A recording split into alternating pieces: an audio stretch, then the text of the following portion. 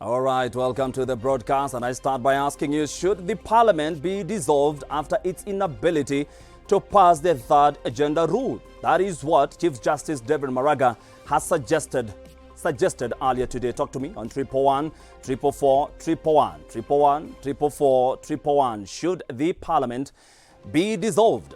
All right, we start with the story about the parliament. Chief Justice CJ Maraga has asked the president to dissolve parliament over its inability to pass a two-thirds gender rule. Maraga has said parliament has failed to enact legislation that is required to implement the two-thirds gender rule for over 9 years, which amounts to impunity.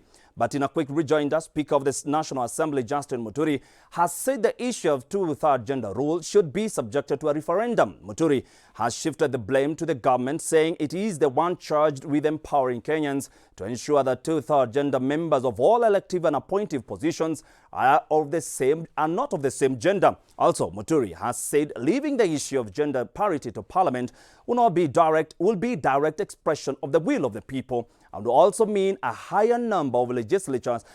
But if not enacted, given the current efforts and initiative to amend the Constitution that are currently underway, such as the Building Bridges initiative, the issue on two-thirds gender rule can be subjected to a referendum.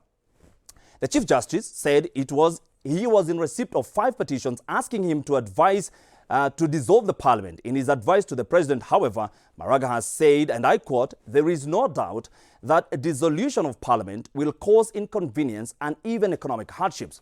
The fact that Kenya is in the midst of a coronavirus pandemic only increases the potential impact of the decision. Yet, that is a clear result Kenyans desire for parliament's failure to enact legislation they deem necessary." End of quote. In 2018, Parliament failed to pass the law even after mobilization from various women parliamentarians and their male counterparts.